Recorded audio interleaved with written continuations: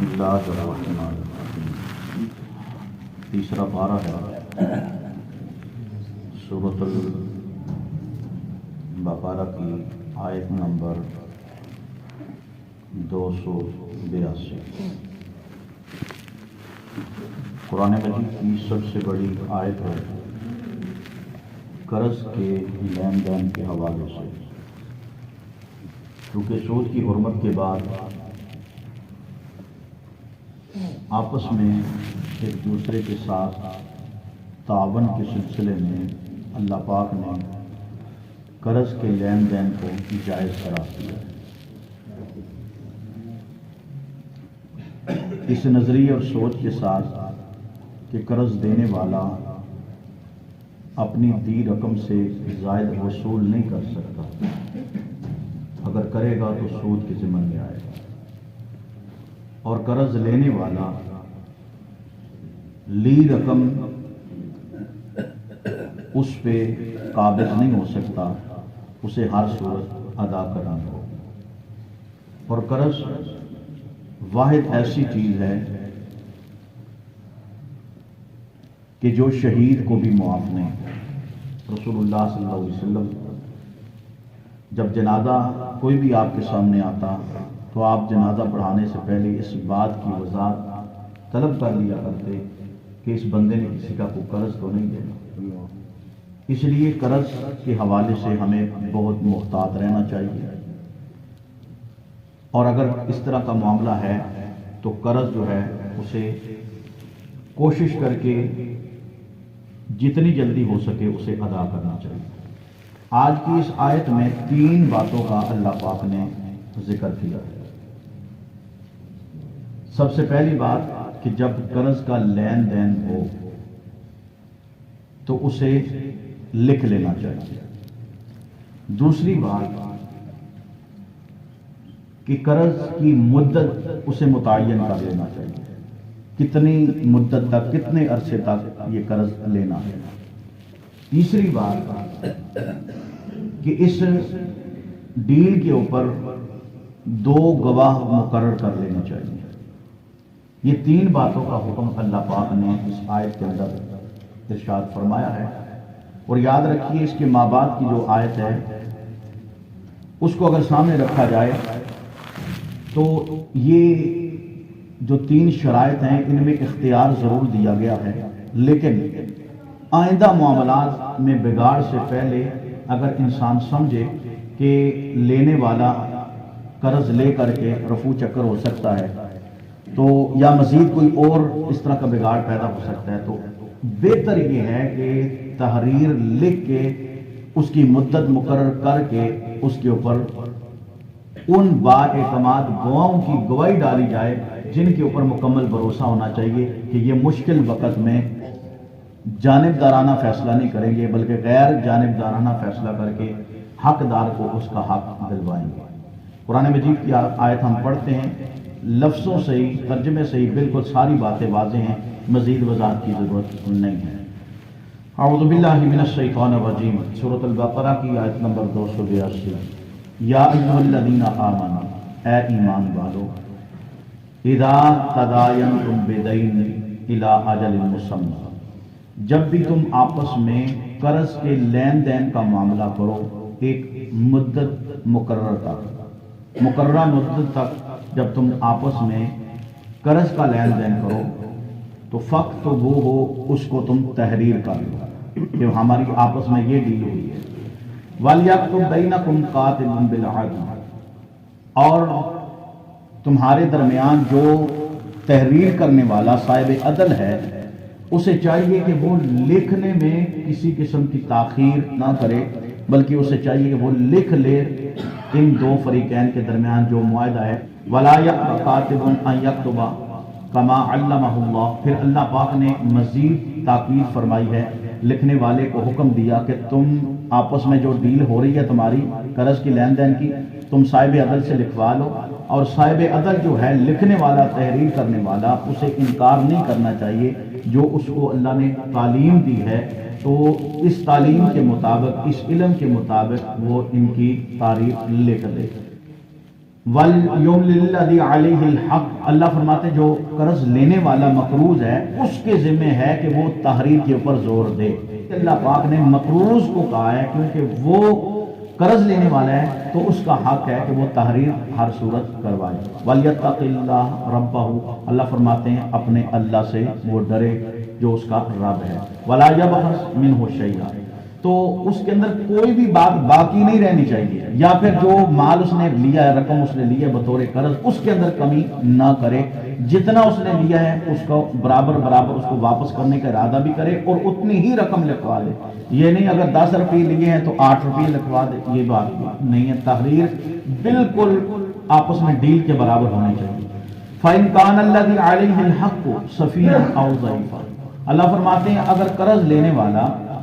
بے وقوف ہے، کمزور ہے، ہر کسی بھی لحاظ سے کمزور ہو سکتا ہے، بڑھاپا ہے یا ذہنی توازن ٹھیک نہیں ہے، تو اللہ پاک فرماتے ہیں اولا یستطیع، یا پھر مالی حساب سے اتنا کمزور ہے کہ وہ طاقت نہیں رکھتا ان یمل، کہ وہ تحریر کروا سکے، فلیملل ولیہ بالعدل، اللہ پاک فرماتے ہیں پھر اس کے جو ولی ہیں، ورثاء ہیں، اس کے جو بڑے ہیں، ان کا کام بنتا ہے کہ یہ تحریر اس کی طرف سے لکھوا لی جائے تاکہ آپس میں کسی قسم کا کوئی بگاڑ پیدا نہ ہو۔ وَاسْتَشْهِدُوا شَهِیدَیْنِ مِن رِجَالِکُم، اللہ پاک فرماتے ہیں کہ 2 مردوں کی گواہی اس تحریر کے اوپر ڈال دینی چاہیے، 2 مرد گواہ ہونے چاہیے۔ فَإِن لَمْ يَكُونَا رَجُلَيْنِ، اللہ پاک فرماتے ہیں اگر 2 مرد بطور گواہ نہ موجود ہوں تو اس صورت میں کیا کرنا ہے؟ فَرَجُلٌ وَامْرَأَتَانِ، ایک مرد ہو جائے تو 2 عورتیں ہو جائیں۔ ظاہر بات ہے عورتوں کی گواہی جو ہے مرد کی بنسبت یہ کمزور ہے، اس لیے اللہ رب العالمین نے فرمایا کہ ایک مرد اور 2 عورتیں، ان کی آپس کے اندر گواہی برابر ہے۔ تو اس کی حکمت اللہ پاک نے آگے جا کے بیان کی ہے، فرمایا ممن ترضون من الشہداء، ان گواہوں میں سے کہ جن کی گواہی کے اوپر تم راضی ہو، جو امانت دار بھی ہیں، دیانت دار بھی ہیں، صوم و صلات کے پابند بھی ہیں، مخلص بھی ہیں، اور پتہ بھی ہے کہ یہ ڈنڈی مارنے والے بکنے والے نہیں ہیں، بکاؤ مال نہیں ہے، تو ان کو تم اپنی اس ڈیل کے اوپر، لین دین کے اوپر تم گواہ مقرر کر دو۔ حکمت کیا ہے 2 عورتوں کی، ایک مرد کے مقابلے میں 2 عورتوں کی گواہی؟ فرمایا ان تضل احداہما، کہ اگر ان دونوں میں سے ایک اگر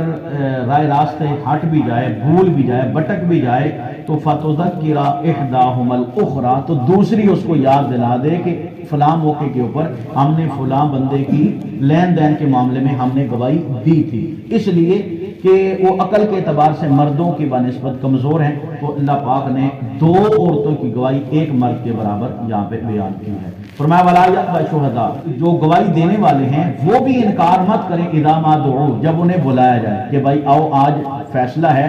آج اس مقدمے کی سماعت ہے یا اس تحریر کے بارے تمہاری گواہی کی ضرورت ہے، تو یہ گواہی دینے والے انکار مت کریں کہ ہمارے پاس ٹائم نہیں، ہم نہیں آ سکتے، تو اس طرح کی باتیں نہیں ہونی چاہیے۔ فرمایا ولا تسأموا ان تكتبوه صغیرا او کبیرا الی اجل، اب وہی بات اجل والی مدت والی آ گئی کہ گواہی دینے والے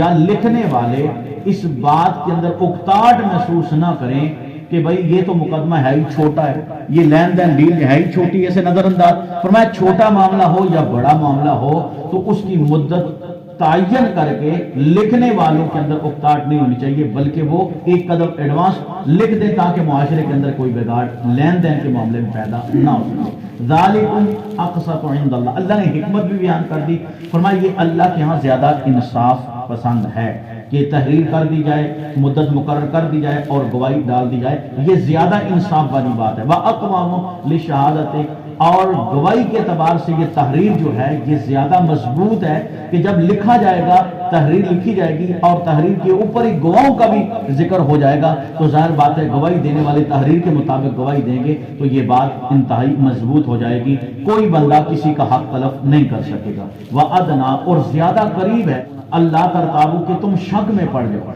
یعنی شک میں پڑھنے سے بہتر ہے کہ تم تحریر کر لو، مدت مقرر کر لو، گواہی ڈال دو، تاکہ ایک بول جائے دوسرا تو نہ بولے، اگر دونوں بول جائیں تو گواہ تو نہ بولیں، اگر گواہ بھی بول جائے تحریر تو سامنے آ جائے، کسی طرح بھی جو ہے اللہ پاک نے یہاں پہ کوئی مسئلہ باقی رہنے نہیں دیا کہ جس وجہ سے معاشرے کے اندر لین دین کے معاملے میں قرض کے کوئی آپس میں انتشار یا کوئی لڑائی جھگڑا پیدا ہو سکے۔ فرمایا الا ان تکون تجارتا حاضرتا تدیرونها بینکم، اللہ پاک فرماتے ہاں اگر نقدی لین دین ہے تو نقدی لین دین میں کیا طریقہ کار کرنا ہے؟ تحریر لازمی نہیں ہے۔ تو اللہ پاک نے فرمایا فلیس علیکم جناح الا تکتبوها، کہ تم اگر نقدی لین دین کر رہے ہو ہاتھوں ہاتھ یدم بیدن اگر سودا کر رہے ہو تو فرمایا لکھنا وہاں پہ تمہارے لیے لازم نہیں ہے، کوئی گناہ نہیں تمہارے پر، نہ بھی لکھو۔ وَأَشْهِدُوا إِذَا تَبَايَعْتُمْ، جب تم آپس میں نقدی لین دین کرو تو اس وقت گواہی مقرر، کسی کے سامنے تم آپس میں ایک دوسرے کو رقم دے کے مال وصول کر سکتے ہو۔ فرمایا وَلَا يُضَارَ كَاتِبٌ وَلَا شَهِيدٌ، نہ ہی لکھنے والے کو تکلیف دی جائے اور نہ ہی گواہوں کو تکلیف دی جائے۔ لکھنے والے سے کیا مراد؟ یعنی لکھنے والے کو کہا جائے، لکھانے والا کہے یار میں